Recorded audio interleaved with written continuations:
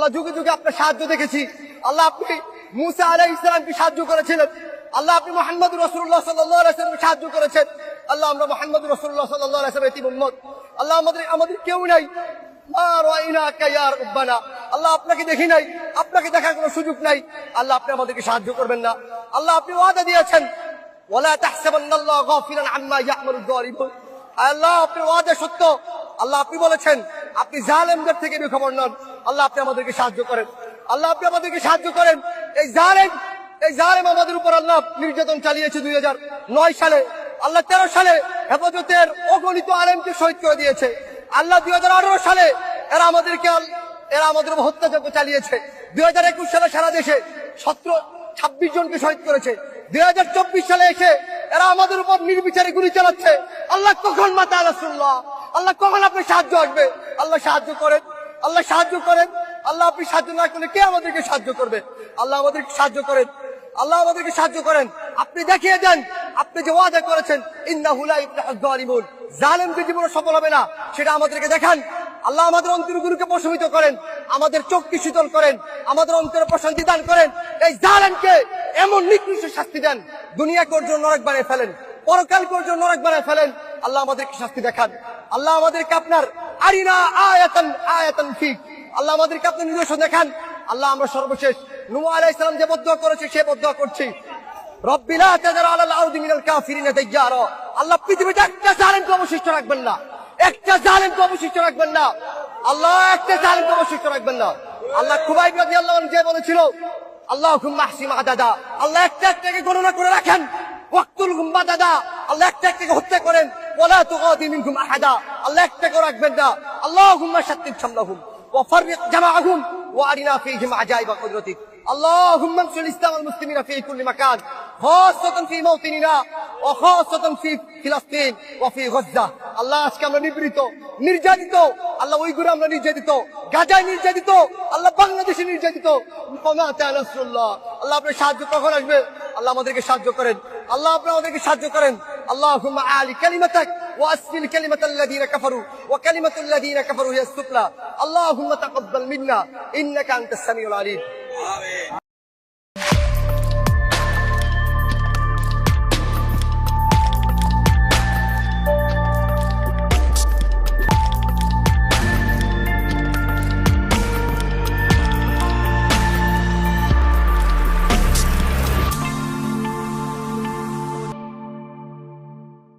ফজা পাগলা সংসদে হেভি মুক্তিযুদ্ধ দেখছেন তো?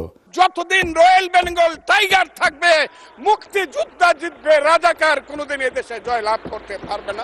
বিএনপির অন্যান্য এমপি মন্ত্রীরাও আমি তো এই নিয়ে এপিসোড করেছি। আবার দেখলাম জামাতের এমপি শাহজাহান সাহেব কইছে গোলাম আজম নাকি স্বাধীন পূর্ব পাকিস্তানের স্বপ্ন দেখেছেন।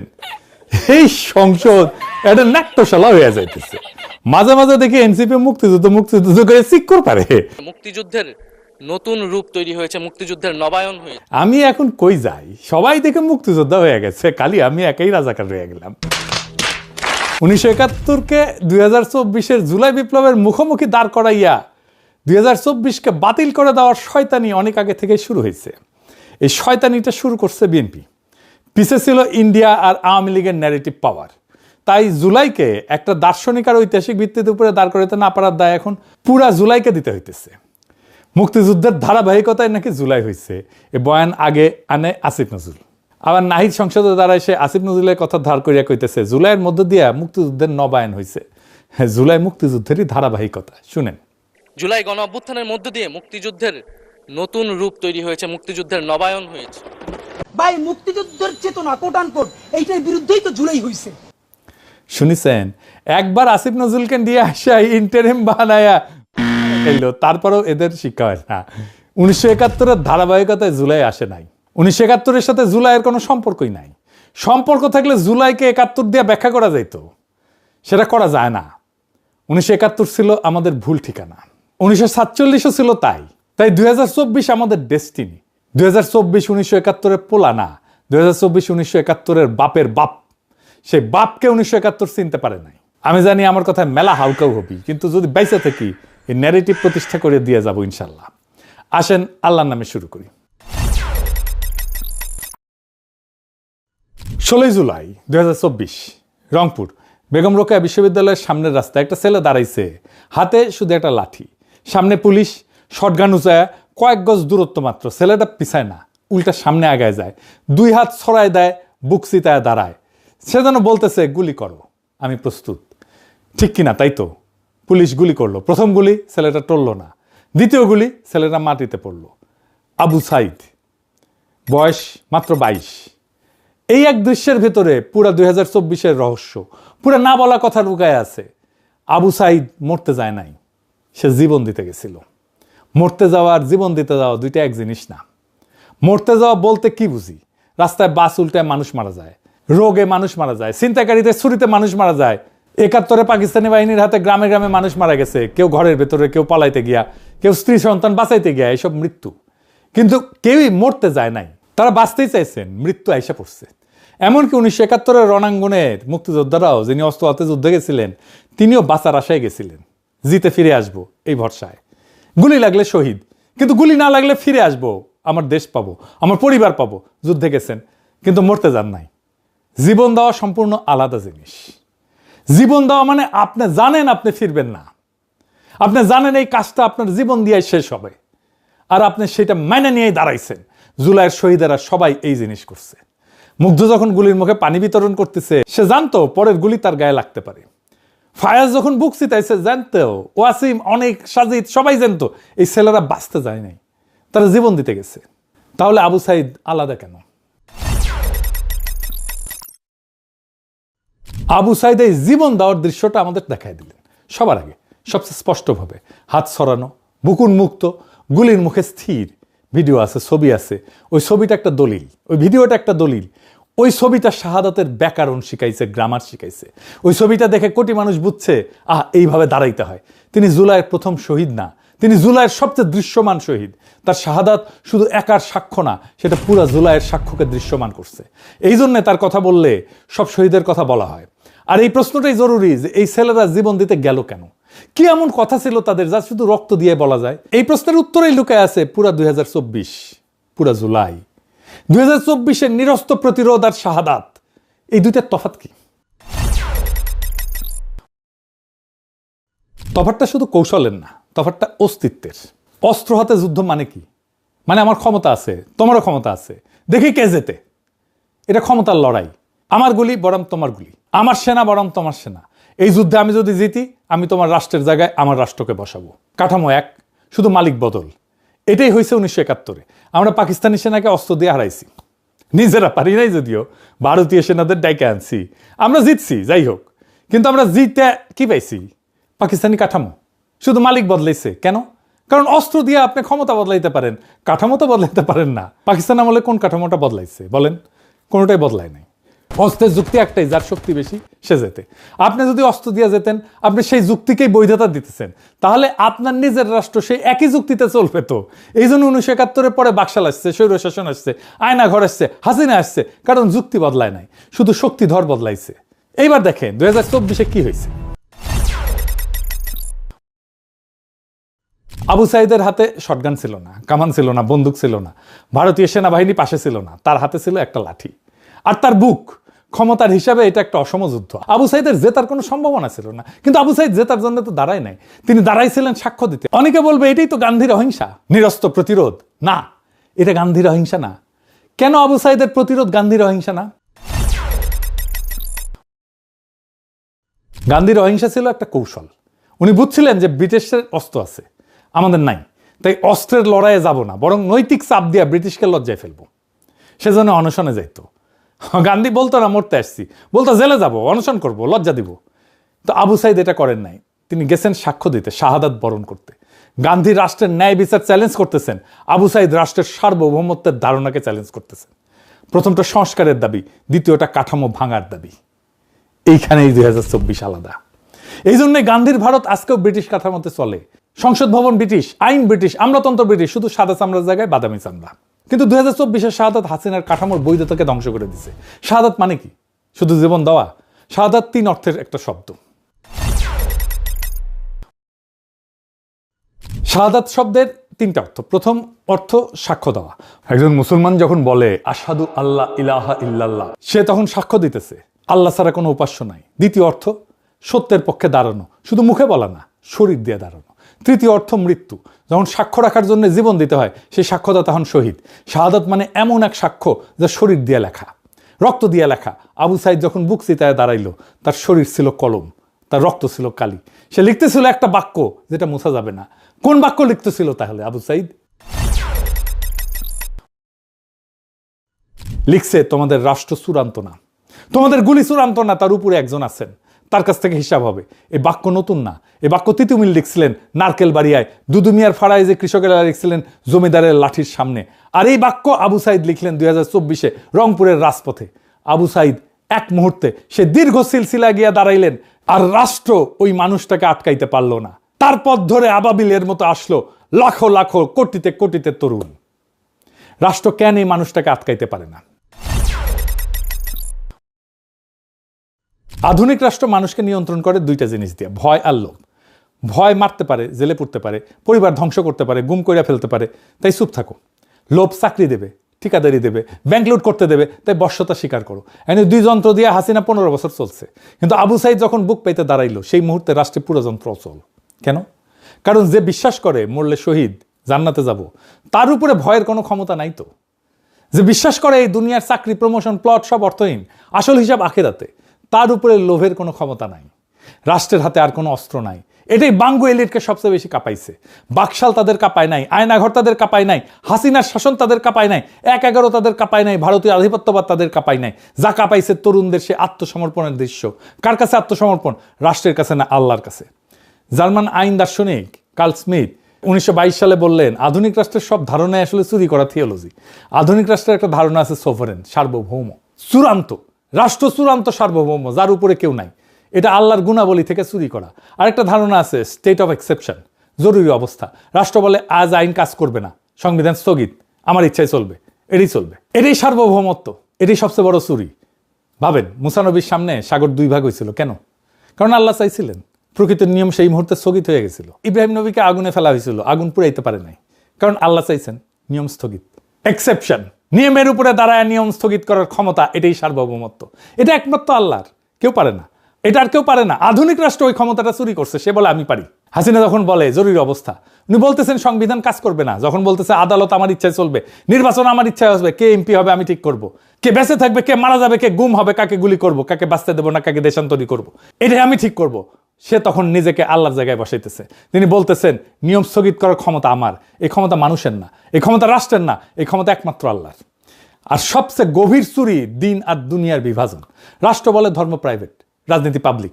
মসজিদ একটা জায়গা, রাজপথ আর একটা। ইসলাম বলে দিন আর দুনিয়া আলাদা না, একই।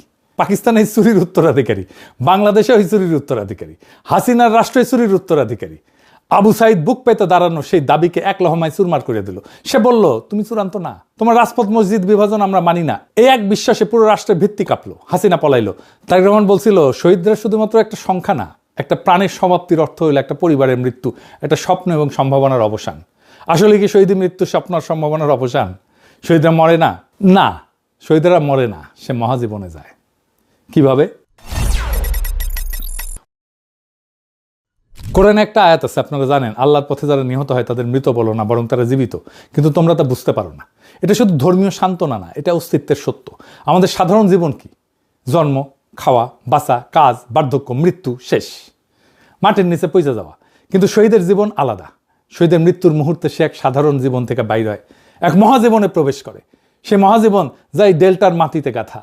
জাতি তুমির জীবন, যা হাজী শরীয়তুল্লাহর জীবন, যিনি 1831 নারকেল বাড়িয়ার বাঁশের কেল্লায় ব্রিটিশ কামানের গোলার সামনে বুক পেতে দিছিলেন। যা ফারায়েজি বাহিনীর সেই কৃষক শহীদের জীবন, যাদের নাম পাঠ্য বইয়ে নাই, কিন্তু যাদের রক্ত পদ্মা মেঘনায় মাটিতে মিশে আছে।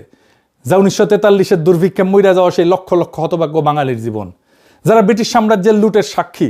আর যা 2024 আবু সাইদের জীবন। এই সব শহীদই একই সুতায় গাথা। তাদের রক্ত একই আকাশের নিচে পড়ছে, তাদের সাক্ষ্য এক, তারা সবাই এই ডেল্টার শহীদ। পদ্মা মেঘনা যমুনার মাটিতে মিশা শহীদ। শহীদ মরে না, সে বাঙালি মুসলমানের 8 শতাব্দীর সেই অমর কাফেলায় ডুইকা যায়, একটাই উৎসে ফেরে। উৎস কি? জার্মান দার্শনিক মার্টিন হেইডেগার বলেন, আধুনিক মানুষের সবচেয়ে বড় অসুখ হইল সে উৎস থেকে বিচ্ছিন্নতা। মানুষ যখন মাটি তার ভাষার ইতিহাস হারায়, সে আসলে অস্তিত্ব হারায় না, সে আছে কিন্তু পূর্ণভাবে নাই। হাইডেগারের নাম দিছেন অপ্রকৃত অস্তিত্ব, ইনঅথেন্টিক এক্সিস্টেন্স। পাকিস্তানের 24 বছর বাঙালি মুসলমান অপ্রকৃত, ইনঅথেন্টিক। তাকে বলা হয়েছিল তুমি পুরা মুসলমান না, তোমার বাঙালিত্ব ফেলো, ছুঁড়ে ফেলো। বাংলাদেশে 55 বছর বাঙালি মুসলমান অপ্রকৃত, ইনঅথেন্টিক। তাকে বলা হয়েছিল তুমি মুসলমান পরিচয় নিয়ে তো প্রগতিশীল হইতে পারবা না, তোমার মুসলমানিত্ব ফেলো। বাঙালি মুসলমানের জীবন 77 বছর অপ্রকৃত অস্তিত্ব, ইনঅথেন্টিক এক্সিস্টেন্স। আরবের 4th শতাব্দীর মহান চিন্তক ইবনে খালদুন 600 বছর আগে এই কথা ভিন্ন ভাষায় বলছিলেন। তিনি একটা শব্দ ব্যবহার করে বলছিলেন আসাবিয়া, গোষ্ঠী চেতনা, মাটির বন্ধন। ইবনে খালদুন বললেন যেই জাতির আসাবিয়া হারায় সে পতিত হয়, যেই জাতি আসাবিয়া পুনরুজ্জীবিত করে সে আবার উঠে দাঁড়ায়। 2024 আসাবিয়ার পুনরুজ্জীবন, পতিত জাতির পুনরুত্থান। আবু সাইদ যখন বুক চিতায় দাঁড়াইলেন, তিনি এক মুহূর্তে আমাদের জাতিকে আসাবিয়া ফিরিয়ে দিলেন। এইটাই উৎসে ফেরা। কোন উৎসে ফেরা? বাঙালি মুসলমানের উৎস এই গাঙ্গেয় বদ্বীপে, এই ডেল্টায়, নদীতে, পলিমাটিতে, কৃষকের ঘামে। বাংলা ইসলাম আসছে নদীর সাথে, কৃষির সাথে, পীর দরবেশের সাথে, স্থানীয় সমাজের সাথে মিশা। বাঙালি মুসলমান এই মাটির সন্তান। তাহলে তার উৎসে ফেরা মানে তার নিজের 8 শতাব্দীর ইতিহাসে ফেরা। যে ইতিহাস 47 চাপা দিছিল, যে ইতিহাস 71 চাপা দিছিল। আসেন এইবার সেই ইতিহাসটা দেখি। 8 শতাব্দীর চাপা পড়া কণ্ঠস্বর কি ছিল সেই ইতিহাস? বাঙালি মুসলমান 1000 বছর ধরে 4টে জিনিস চাইছে, একসাথে চাইছে। প্রথম, জমির অধিকার। দ্বিতীয়, কেন্দ্রের বিরুদ্ধে প্রান্তের অধিকার। তৃতীয়, বাংলার ভূখণ্ডের নিজস্ব রাজনীতি। চতুর্থ, নাগরিক মর্যাদা। বাঙালি মুসলমান, এই মাটির মানুষ, এই 3টাই পূর্ণ। এই 4-5টা বড় মুহূর্ত আসছে বাঙালি মুসলমানের জীবনে, দুর্ভাগ্যজনকভাবে একবারে আসেনি। 1 নম্বর মুহূর্ত কখন আসছে? সেইটা ছিল বঙ্গীয় সুলতানি আমল। শামসুদ্দিন ইলিয়াস শাহ 1352 সাল। প্রথম দিন বাংলা দিল্লির প্রদেশ না, নিজেই রাষ্ট্র। প্রথম দিন বাঙালি জানলো আমাদের শাসন করতে দিল্লি লাগে না, আমরাই পারি। এই স্মৃতি 2024-এ ফিরল, যখন আমরা বললাম ভারত আমাদের নিয়তি ঠিক করবে না, দিল্লি না ঢাকা, ঢাকা ঢাকা।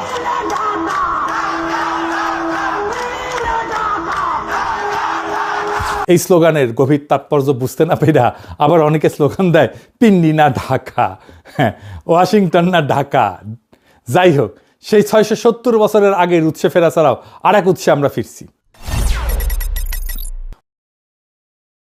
ঈসা খাঁ এবং ভাটির রাজত্ব 16 শতকে। মোগল সাম্রাজ্য বাংলা জয় করতে চাইতেছে, দিল্লির শাসন প্রতিষ্ঠা হবে। ঈসা খাঁ আর 12 ভূঁইয়া রুইখা দাঁড়াইলেন। মোগল বিরোধী যুদ্ধ। কিন্তু এটা শুধু যুদ্ধ ছিল না, এটা ছিল নদীর ফেডারেলিজম। ভাটির ভূগোল, নদী আর জলাভূমির দেশ, কোনো একক রাজা সব নিয়ন্ত্রণ করতে পারে না। ছোট ছোট শক্তিকেন্দ্র, স্থানীয় জোট, 12 জন ভূঁইয়া, তারাই বাংলা শাসন করে। ঈসা খাঁর সাথে দাঁড়াইছিলেন রাজা কংস নারায়ণ ভৌমিক। 12 ভূঁইয়ার 1 ভূঁইয়া। হিন্দু মুসলমান দাঁড়াইলেন পাশাপাশি, মুসলমান ভূঁইয়ার পাশে দিল্লির বিরুদ্ধে। ধর্ম না, এই মাটি ছিল তাদের ঐক্যের ভিত্তি। ঠিক যেভাবে 2024-এ মীর মুগ্ধের পাশে দাঁড়াইছিল হৃদয় তারুয়া। 400 বছর পরে একই ব্যাকরণ। সেই একই ফেডারেলিজমের কল্পনা ছিল 1940-এ আবার শেরে বাংলা ফজলুল হকের লাহোর প্রস্তাবে। তিনি ভারতের সংখ্যালঘুদের একাধিক রিপাবলিক চাইছিলেন। সেই ধারণায় 1966-তে 6 দফায় ফিরছিল। জিন্না ইন্ডিয়ার কাছে যা যা চাইছিলেন, আমরা 6 দফায় পাকিস্তানের কাছে তাই চাইছি। বিষয়টা ব্যাখ্যা করি, আরো গভীরে গিয়া মজা লাগবে। দেখেন একটা আশ্চর্য মিল। জিন্না 1940-এর লাহোর প্রস্তাবে ভারতের কাছে কি চেয়েছিলেন? মুসলমানদের জন্য আলাদা অটোনমি, অটোনোমাস ইউনিট, নিজস্ব আইনসভা, নিজস্ব শিক্ষা ব্যবস্থা, নিজস্ব অর্থনৈতিক নিয়ন্ত্রণ, কেন্দ্রের হাতে শুধু প্রতিরক্ষা আর পররাষ্ট্র, বাকি সব প্রদেশের। মুসলমানরা ভারতের সংখ্যালঘু, তাই তাদের সুরক্ষা দরকার কেন্দ্রের হিন্দু সংখ্যাগরিষ্ঠ থেকে, তাই না? মুজিব 1966-তে 6 দফায় পাকিস্তানের কাছে কি চাইলেন? বাঙালিদের জন্য ফেডারেল অটোনমি, নিজস্ব আইনসভা, নিজস্ব মুদ্রা, নিজস্ব রাজস্ব, নিজস্ব মিলিশিয়া, কেন্দ্রের হাতে শুধু প্রতিরক্ষার পররাষ্ট্র, বাকি সব প্রদেশের। বাঙালিরা পাকিস্তানের সংখ্যাগরিষ্ঠ, কিন্তু পশ্চিম পাকিস্তানি এলিটের নির্যাতনে সংখ্যালঘুর মতো বঞ্চিত, তাই তাদের সুরক্ষা দরকার কেন্দ্রের পাঞ্জাবি উর্দু আধিপত্য থেকে। দেখলেন তো, একই দাবি, একই যুক্তি, একই কৌশল। জিন্না ভারতের কাছে যা চাইছেন, মুজিব পাকিস্তানের কাছে ঠিক একই জিনিসটা চাইতেছেন। 6 দফা লাহোর প্রস্তাবের বাংলা অনুবাদ, আর কিছু না। জিন্না ভারত ছাড়তে চান নাই, ভারতের ভিতরে অটোনমি চাইছেন, কংগ্রেস দিল না, তিনি বাধ্য হয়ে আলাদা রাষ্ট্র করলেন।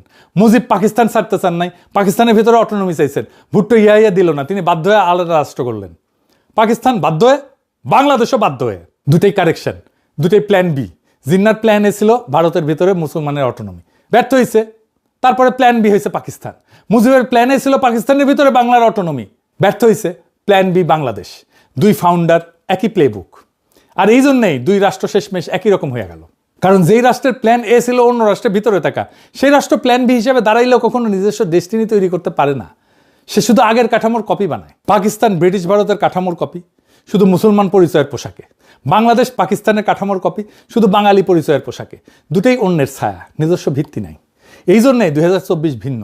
2024 কারো ভিতরে অটোনমি চাইতেছে না। 2024 কারো প্ল্যান বি না। 2024 প্ল্যান এ, 800 বছরের পূর্ববঙ্গীয় ডেস্টিনির সরাসরি আর্টিকুলেশন। প্রথমবার এইবার আসেন আগের আলাপে ফিরে যায়। 3 নম্বর মুহূর্ত কোনটা ছিল? ফারাজি আন্দোলন। হাজী শরীয়তুল্লাহ, তারপর তার ছেলে দুদু মিয়া। পাঠ্য বই বলে যে ধর্মীয় সংস্কার আন্দোলন, নামাজ ঠিকঠাক পড়ো, এইটুকুই। পাঠ্য বই মিথ্যা বলে। ফারাজি ধর্মের ভাষা নিয়ে রাজপথে নামছে, জমিদার নীলকর ঔপনিবেশিক অন্যায়ের বিরুদ্ধে। ধর্ম মসজিদে আবদ্ধ থাকলো না, ধর্ম জমির রাজনীতিতে ঢুকলো। দুদু মিয়ার সংগঠন প্রতি 10টা পরিবারের একটা প্রধান, নিজেদের আদালত, নিজেদের বিচার। জমিদার আক্রমণ করলে কৃষক একসাথে দাঁড়ায়। এটা শুধু আন্দোলন না, এটা সমান্তরাল সমাজ, ধর্মের ভিত্তিতে তৈরি, লক্ষ্য জমির ইনসাফ। এখানে নতুন জিনিস জন্মাইল, জনগণের রাজনৈতিক ধর্ম। জনগণের এই রাজনৈতিক ধর্মকেই বাংলো এস্টাবলিশমেন্ট ভয় পায়, ইন্ডিয়া ভয় পায়। আপনি ধর্মকে অন্দরমহলে ঢুকাই দিতে চাইলেও পারবেন না, কারণ তার কালেকটিভ মেমোরি বিদ্রোহ করবে। তার কালেকটিভ মেমোরিতে আছে তো। ইতিহাস চাপা পড়লো 1971-এ হাসিনা বাপের আমলে। হাসিনা আমলে 2 বাপ বেটেই বলল ধর্ম মসজিদে থাকবে। এটাই সেকুলারিজম। জাতীয় মসজিদে জুম্মার সময় যুদ্ধ বেশে পুলিশ পাহারা দিত, আলাকসা মসজিদের মতো। বাইতুল মোকাররমের ভিতরে ঢুকে গুলি করছিল মুসল্লিদের পিটাইছিল। কিন্তু 170 বছর পরে 2024-এ এই ইতিহাস ফিরল, যখন তরুণরা রাজপথে যায় নামাজ বিছাইল, যখন বিজয়ের মুহূর্তে সেজদা দিল। দুদু মিয়ার বংশধররা আবার জাগলো। আবু সাইদ এই বংশধর, তিনি যেই সিলসিলায় দাঁড়াইছিলেন সেটাই ফারাইজের সিলসিলা। এরপরের মুহূর্ত কোনটা? 1905 বঙ্গভঙ্গ। কলকাতার ভদ্রলোকরা বঙ্গভঙ্গের বিরুদ্ধে দাঁড়াইল, জাতীয় অপমান বলল। রবীন্দ্রনাথ গান লিখলেন, আমার সোনার বাংলা আমি তোমায় ভালোবাসি। এত ভালোবাসা, কিন্তু উনি পূর্ববঙ্গে এসে থাকলেন না। এত ভালোবাসলেও অখণ্ড বাংলার পক্ষে দাঁড়াইলেন না। কারণ আছে, বড় প্রেম তো। শরৎচন্দ্র বলছেন না, বড় প্রেম শুধু কাছেই টানে না, দূরেও ঠেলিয়া দেয়। কিন্তু পূর্ববঙ্গের মুসলমান কৃষকের কাছে এটা ছিল প্রথম প্রশাসনিক মুক্তি। প্রথম দিন সে বুঝলো আমরা কলকাতার পরিচয়ের অংশ না, আমরা আলাদা। 6 বছর পরে এটা বাতিল হবে, কিন্তু স্মৃতি থেকে গেল। এরপরে পঞ্চম মুহূর্ত হইল পাকিস্তানের বিশ্বাসঘাতকতা। আমরা লাহোর প্রস্তাবে চাইছিলাম একাধিক রিপাবলিক।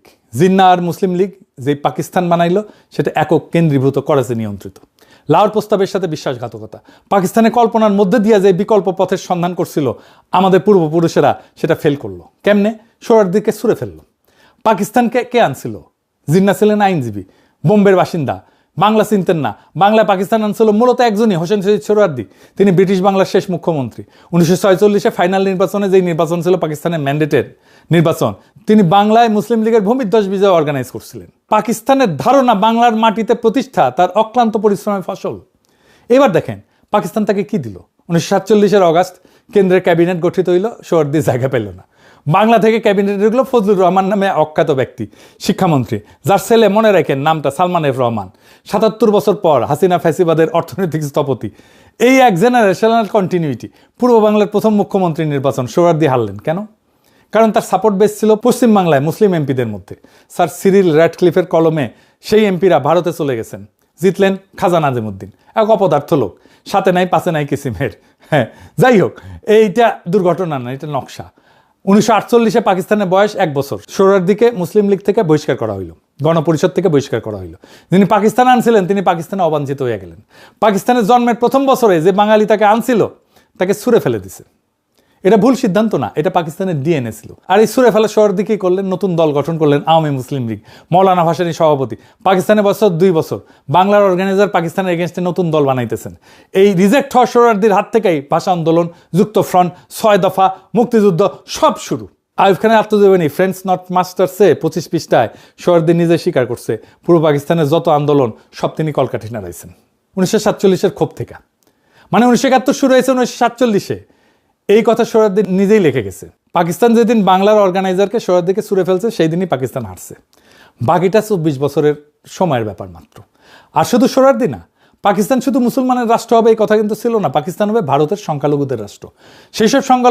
যেই সব সংখ্যালঘু ভারতে নিরাপদ না তাদের ঘর। মুসলমান আর সংখ্যালঘু এক জিনিস না, কিন্তু আরো সংখ্যালঘু আছে, দলিত হিন্দু, বর্ণ হিন্দু সমাজে যাদের অস্পৃশ্য বানাইছে, কুয়ার পানি ছুঁইতে দেয় না, মন্দিরে ঢুকতে দেয় না, মানুষ হিসেবে গণনাই করে না। দলিতদের নেতা ছিলেন যোগেন মন্ডল। তিনি ভাবলেন ভারতে থাকলে ব্রাহ্মণদের পায়ের নিচে আমরা থাকবো, কংগ্রেস ব্রাহ্মণদের দল, পাকিস্তানে গেলে অন্তত মুসলমানদের সাথে আমরা সমান।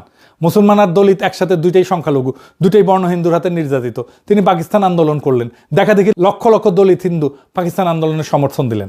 পাকিস্তান হইল, যোগেন মন্ডল পাকিস্তানের প্রথম আইনমন্ত্রী হইলেন।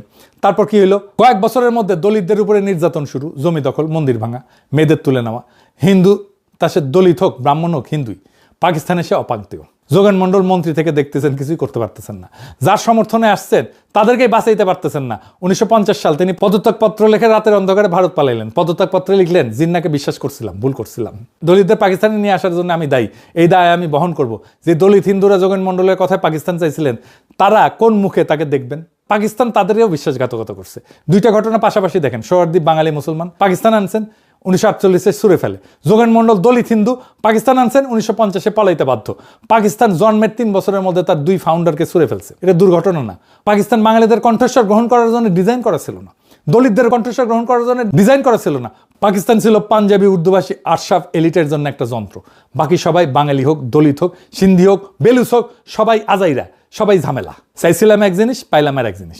দেখালো মুরগি, খাওয়াইলো ডাল। এই ভুলের সংশোধনী 71, কিন্তু সেটাও হয়ে উঠলো আর এক বিশ্বাসঘাতকতা। 1971 বাস্তব ঘটনা। স্বাধীন বাংলাদেশে জন্ম হয়েছে, কিন্তু নর্মাল ডেলিভারি না, সিজার করা লাগিছে। ডাক্তার ছিল ইন্ডিয়া। দেশের মানুষ রক্ত দিছে, এই রক্ত মিথ্যা না, কিন্তু একটা পার্থক্য করতে হবে। মুক্তিযুদ্ধের মুহূর্ত আর মুক্তিযুদ্ধের রাষ্ট্র দুইটা এক জিনিস না। মুক্তিযুদ্ধের মুহূর্তটা পবিত্র, কিন্তু যুদ্ধ শেষে যে রাষ্ট্র দাঁড়াইলো সেইটা মুহূর্তের প্রতিশ্রুতি রাখে নাই। কারণ 71 নিয়ে আমাদের আগে থেকে কোনো কল্পনা ছিল না, কোনো রাষ্ট্র কল্পনা ছিল না, কোনো দার্শনিক ভিত্তি ছিল না, কোনো 800 বছরের সিলসিলা ছিল না। 71 আমাদের লক্ষ্যও ছিল না। 71 ছিল বাধ্যতামূলক প্রস্থান, 47-এর প্রতারণার বিরুদ্ধে চূড়ান্ত প্রতিবাদ। 71 ছিল 47-এর কারেকশন, নতুন কিছু না, আগের ভুলের সংশোধন। আর কারেকশন কখনো ফাউন্ডিং হইতে পারে না, কিন্তু আমাদের প্রয়োজন ছিল নতুন প্রশ্ন, নতুন কাঠামো। 800 বছরের পূর্ববঙ্গীয় ডেস্টিনির পূর্ণ আর্টিকুলেশন, সেইটা 1971 হয় নাই। এই জন্যই পাকিস্তান যেই কেন্দ্রবাদী কাঠামো রেখে গেল, বাংলাদেশে সেটা ভাঙলো না, ভাঙার দরকারই ছিল না। কারণ লক্ষ্যই তো ছিল ওই কাঠামোর মধ্যেই জায়গা পাওয়া। যখন বের হইতে বাধ্য হইলাম, তখন কাঠামোটা সাথে নিয়েই বের হইলাম। শুধু রাজধানী বদলাইলাম, করাচির জায়গায় ঢাকা, জিন্নার জায়গায় মুজিব, মুসলিম লীগের জায়গায় আওয়ামী লীগ। কাঠামো এক, চুরি যাওয়া থিওলজি এক, কেন্দ্রবাদ এক। বাংলাদেশের ডাক্তার ছিল ইন্ডিয়া, আমাদের জন্ম প্রক্রিয়ায় ভারতের হাতে। 55 বছর ধরে সেই নারী আমরা কাটতে পারি নাই। ইন্দিরা গান্ধী থেকে মনমোহন সিং, মোদি থেকে দোভাল, দিল্লির ছায়া বাংলাদেশের উপরে থেকে গেছে। কারণ 71 আমাদের ডেস্টিনি ছিল না, কারেকশন ছিল। আর কারেকশনের রাষ্ট্র কারেক্টিং এজেন্টের কাছে চিরকালের ঋণী। 1972-এর সংবিধান কে লিখলো? আওয়ামী লীগ একা। কোনো বিস্তৃত গণপরিষদ প্রক্রিয়া নাই, দল লিখলো, দল পাশ করাইলো, দল মালিক হইল। বাকশাল 1975-এর জানুয়ারি, একদলীয় ব্যবস্থা। এটা দুর্ঘটনা না, 1972-এর সংবিধানের যৌক্তিক পরিণতি। কারণ যেই রাষ্ট্রে কোনো নিজস্ব ডেস্টিনি নাই, সেই রাষ্ট্র তো শেষ দলেরই দখলে যাবে। আপনি সে একই কৃষক, এইবার হাসিনার আমল, আপনি যুদ্ধ করছেন, ছেলে শহীদ হয়েছে, মেয়ে নির্যাতিত।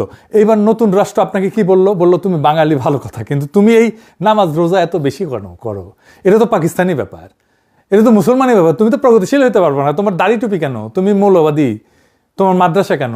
তোমার ছেলেকে স্কুলে পাঠাও, রবীন্দ্রসঙ্গীত শেখাও, পয়লা বৈশাখে মঙ্গল শোভাযাত্রায় আসো, ঈদ ঘরে রাজপথে নামাজ পড়লে তুমি জঙ্গি। বললো তোমার ফারাই যে ইতিহাস, তোমার তিতুমিলের লড়াই ভুলে যাও, আমাদের ইতিহাস 52 থেকে শুরু।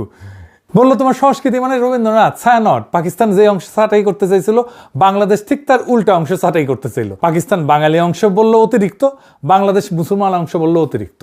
আমরা পাকিস্তানে ছিলাম অতিরিক্ত বাঙালি, বাংলাদেশে হয়ে গেলাম অতিরিক্ত মুসলমান। আমাদের বাঙালি অংশ বাড়তি না, আমাদের মুসলমান অংশ বাড়তি না, দুইটা একই লড়াই, শুধু দুই দিকে, দুইটাই অর্ধেক রাষ্ট্র, দুইটাই ফেল্ড এক্সপেরিমেন্ট। পাকিস্তানের 24 বছর, বাংলাদেশের 53 বছর, মোট 77 বছর। এই 77 বছরে আমরা একদিনও পূর্ণ ছিলাম না। 2024-এ সে বদ্ধ দরজা ভাঙলো। 2024-এ যা ফিরে আসছে সেটা ছিল অভিনব একটা ব্যাপার। ফিরে যায় আবু সাইদের সেই ছবিতে। এই দৃশ্যের পেছনে কিসের ছায়া? ফারাজির ছায়া, দুদুমিয়ার ছায়া, তিতুমিরের ছায়া। 170 বছর আগে যে কৃষক জমিদারের লাঠির সামনে বুক চিতায় দাঁড়াইছিল তাদের ছায়া। আবু সাইদ তাদেরই বংশধর। বিজয়ের সন্ধ্যায় শাহবাগ টিএসসিতে যে সেজদা, সেটা ফারাইজির সিলসিলা পুনরুত্থান। 71-এর রাষ্ট্র ফারাইজির গ্রামার মুছে ফেলছিল, বলছিল ধর্ম মসজিদে থাকবে, রাজপথ সেকুলার। কারণ 71-এর কাঠামো ছিল 47-এর কাঠামোর কপি। এটাই দিন আর দুনিয়াকে আলাদা করছিল। 2024 সেই বিভাজনকে ভাঙলো। অগাস্টে যেই বাহিনী জনতার সাথে একাত্ম হইল, কি স্লোগান দিল? নারায়ে তাকবীর। শুনেছেন? 1975-এর 7ই নভেম্বর সিপাহী বিপ্লবের দিন বিপ্লবী সিপাহীরা একই স্লোগান দিছিল। এই স্লোগান ভাটির ফেডারেল বাংলার স্মৃতি। সিপাহী প্রজা একসাথে, বাহিনী জনতা একসাথে, কেন্দ্রের বিরুদ্ধে প্রান্তের ঐক্য। 400 বছর পরে ইসাখার স্মৃতি ফিরল। আর কোনো একক জাতির পিতা নাই। 47-এ ছিল জিন্নাহ, 71-এ মুজিব, দুইটাই বংশতন্ত্র। কিন্তু এটা দুর্ঘটনা না। জিন্নাহ মুজিব দুইজনেই প্ল্যান বি এর ফাউন্ডার। জিন্নাহ ভারতের ভিতরে অটোনমি চাইছিলেন, পান নাই, পাকিস্তান নিলেন। মুজিব পাকিস্তানের ভিতরে অটোনমি চাইছিলেন, পান নাই, বাংলাদেশ নিলেন। প্ল্যান বি এর রাষ্ট্রের একক পিতা লাগে, কারণ সেই পিতা ছাড়া রাষ্ট্রের জাস্টিফিকেশন নাই। আমি প্রতিষ্ঠা করছি, তাই আমি মালিক, এই দাবিতেই রাষ্ট্র দাঁড়ায়। 2024 প্ল্যান এ। কারো ভিতরে অটোনমি চাইতেছে না, কারো বিকল্প না। প্ল্যান এর কোনো একক পিতা লাগে না, কারণ প্ল্যান এর ভিত্তি একজন মানুষের কর্মে না।